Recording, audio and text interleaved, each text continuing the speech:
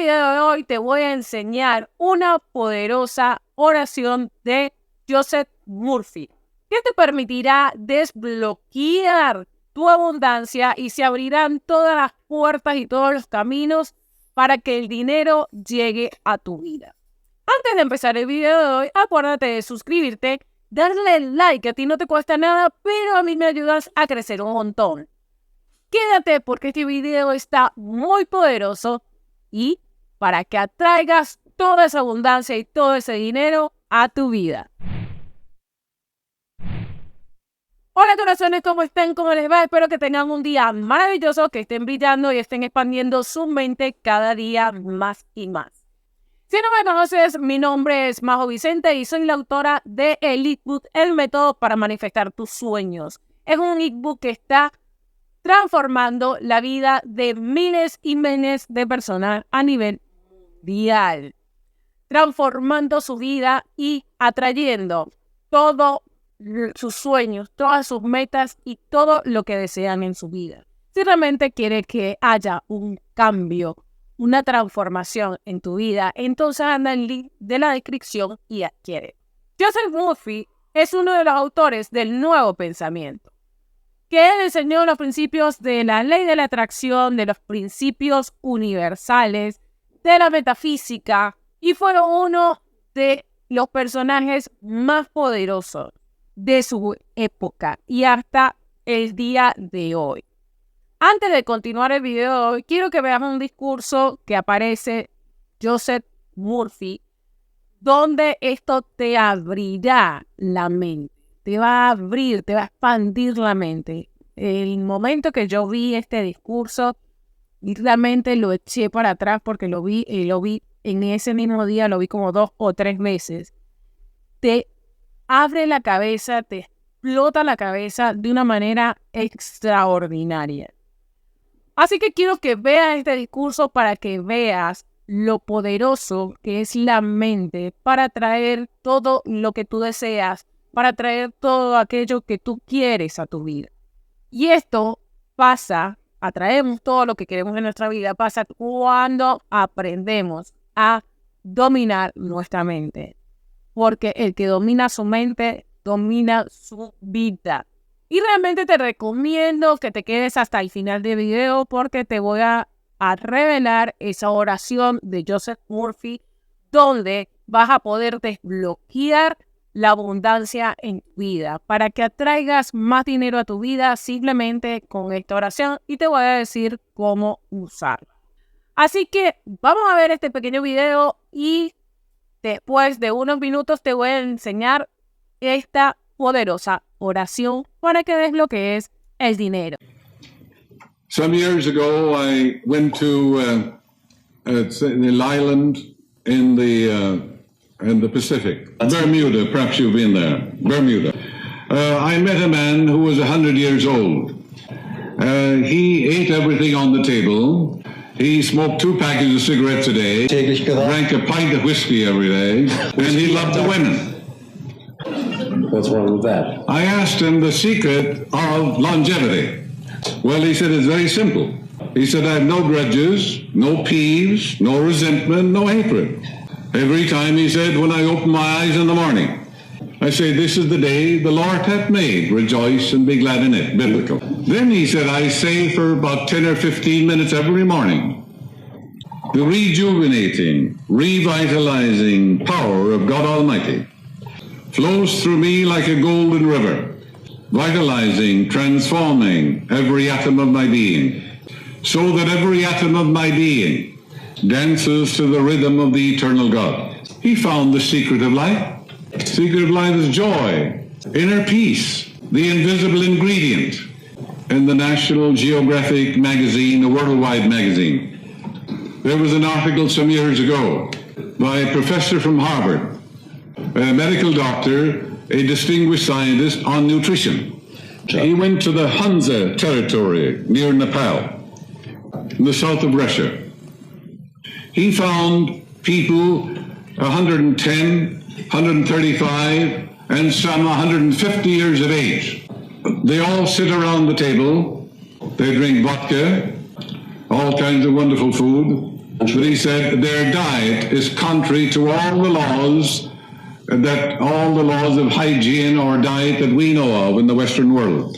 They don't seem to know anything about the calories that we have established.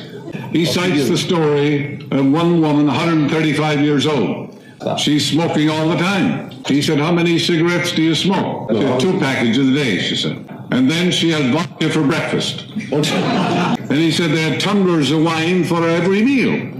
He said he had to drink so much wine he was drunk. He found some women and some men in the fields working, 120, 125 years old. What was the invisible ingredient? Inner peace, equanimity, serenity, goodwill, and the laughter of God, full of laughter. The only being in all the world who can laugh is man. The reason for that is that God placed it in man so he'd get rid of his arrogance and pride. It's the finest way in the world to release tension. Anyone can begin to synchronize with God's river of peace. A wonderful exercise every morning would be the Psalms of God. The greatest prayers in all the world are in the Psalms. Nothing in all the world equals them. There are certain Psalms that people all over the world have used. These Psalms prevented them from the mouth of lions, from shipwreck, so-called incurable diseases, mountainous deaths, and fires on the ship. These experiences are in what we call the Akashic record. Akashic record. It's universal subconscious mind. In other words, these experiences of people all over the world are recorded, impregnated, indelibly written in the subconscious mind of the world, universal subconscious. You know, it is written, there's nothing lost in all my holy mountain. Therefore, when you use these Psalms with reverence and adoration, with veneration for things divine, you're tapping the same experience that these people had. And people are protected in miraculous ways. It's far better, of course, to know the inner meaning. But even if you don't, you'll get marvelous results nevertheless. Here are the Psalms that you should use. 23rd, 27th, the 1st Psalm, the 91st, the 100th Psalm, and the 39th Psalm. And the 37th Psalm, everybody needs it. And you'll find wonders happening in your life. I talked to a woman who was jaded and bored and frustrated. Did you ever hear a person say, I'm bored to death? That person is looking down on others. When you look down on others, you're looking down on yourself. You're demeaning and demoting yourself from all angles. Everybody is an epitome of the divine.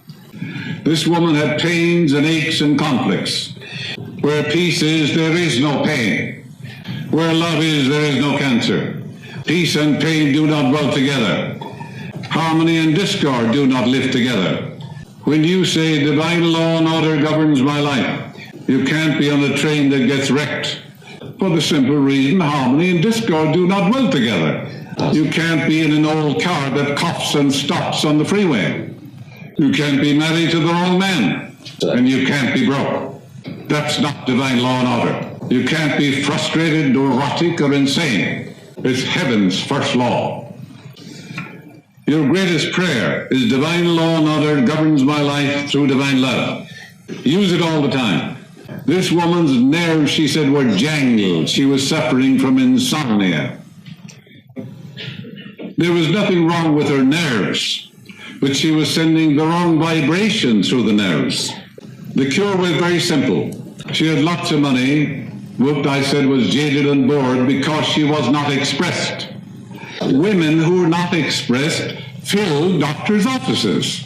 Many women don't belong in the kitchen at all. They're artistic, they're musical, they're maybe singers and so on. They seek to express themselves. When the old man says you must stay home, it costs him a small fortune. He has to pay Dr. Freitag a lot of money. I'm trying to put him out of business. But that is so true. If the husband had any sense at all, he would know that if his wife doesn't express her inner talents, she'll become a neurotic, sick, or get some disease. This is why we have so many women in America who are silent drinkers. They're alcoholics. They're not expressed. You're here to release the inner powers and the talents within you. This woman was interested in music. She was also interested in flowers. I said, go out and take a course on flowers and arrangements of flowers. Give lectures at women's clubs. Most women don't know how to decorate their homes. Immediately she got absorbed and engrossed in flowers. She got interested in nature and the beauty of nature. And her whole mind was transformed. Don't you know that in England for many years, 70 or 80 years, they've taken people who are insane and placed them out in the gardens. Arrangement of flowers and trees because they're dealing with harmony and beauty of nature. It's reordering the disturbed neurotic mind. Emerson, America's greatest philosopher, he was dying of tuberculosis. He wrote articles on nature. The trees, the flowers, the stars, the sun, the moon, everything appertaining to nature. One of the most beautiful things he wrote. He was filling his mind with beauty, order, symmetry, and proportion. He had a complete healing. He lectured all over the world, passed on over his 80s. Very simple. Also, they take these patients in the wintertime, and they have them make toys, purses, chairs, and dolls for girls, you know. These people are using a saw, they're using a compass, they're using instruments which bring about order in their mind. You know, the man went to a psychiatrist and he said, I'm losing my memory. I can't remember anything anymore, he said. What'll I do? The psychiatrist said, you have to pay first. And that's one of the quickest ways to get a healing. What most people need is forgettery, not memory. They remember everything they shouldn't remember. Old grudges, old peeves, things that happened 50 years ago. Let me point out some weird ideas that people have about healing. Some years ago in New York, a young doctor got into trouble with women and so forth. He ended up in the mental institution. His sister was a Christian Scientist. She used to visit him every day and kept on praying for him. Months went by, nothing happened. She's very, very frustrated, no improvement of any kind, whatever. A young doctor came in, this is quite a number of years ago, and at that time they began to use insulin shock for schizophrenics and paranoids. From 1,000 patients, this young research doctor selected him. He gave him insulin shock. He was completely healed and walked out of the hospital free. His sister, instead of being glad, was furious and angry to think that her brother had to get shots to get a healing. What a frightful, insane, stupid attitude. That woman's prayer was answered. Instead of being grateful, she was angry. My ways are past finding out. My ways are past finding out biblical. My ways, God's ways. My ways are not your ways.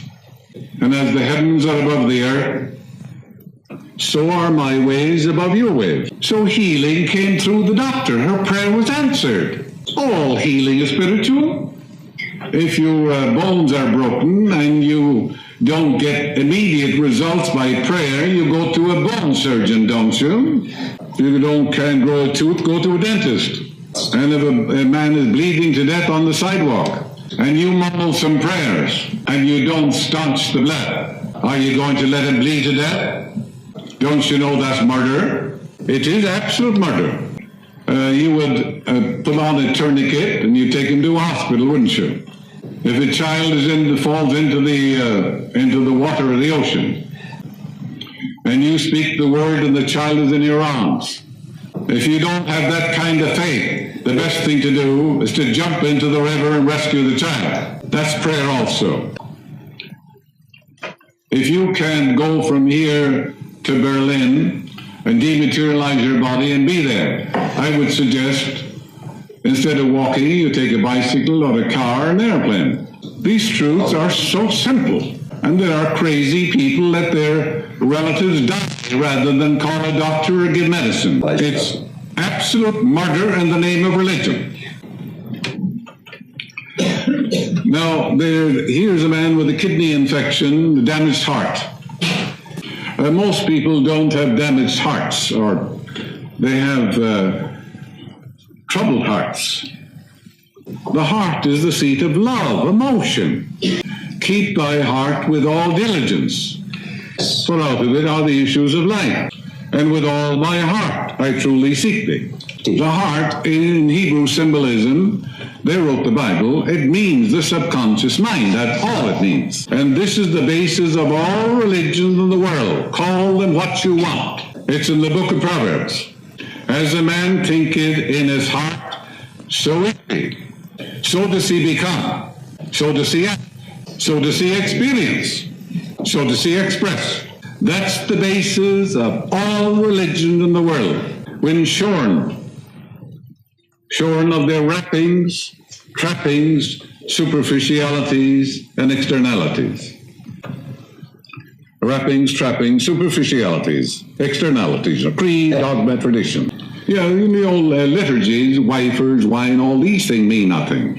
It is what you believe in your heart that is made manifest, not what you believe with your lips. To know your religion, I have to know your emotional espousals. What you really believe deep down in your heart about God, life, and the universe. I would have to know your fears and superstitions, because whatever is impressed in the subconscious mind must come forth on the screen of space. Screen of space, the world, objective world. That's when a man knows that, he has some education. It's not what you think with your head, it's what you think in your heart. Ideas emotionalized, put on wheels, impressed in your deeper mind, good or bad, are made manifest. That's the only religion in the world. Whatever ideas, emotionalized, felt as true. These are the things that are made manifest in their experience. In other words, man is belief expressed. It is done unto you as you believe. The law of life is the law of belief. That's the whole law. To believe is to live in the state of being. It's made of two words, be and alive. Be alive. Believe. To be alive to something. The law of life is the law of belief. I can believe. To believe something is to accept it as true. It may be an absolute lie.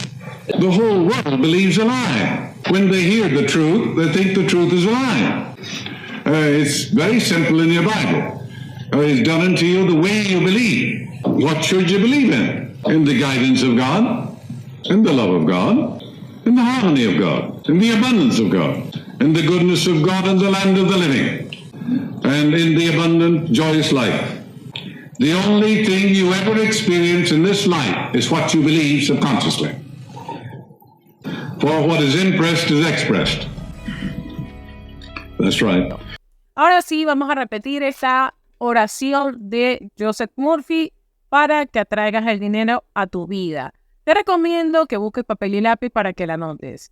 Si quieres, la puedes repetir primero conmigo y después echa el video para atrás y anótala. Anótala para que la tengas y la repitas para que desbloquees esos caminos de abundancia. Ahí te la voy a leer textualmente porque la oración dice así.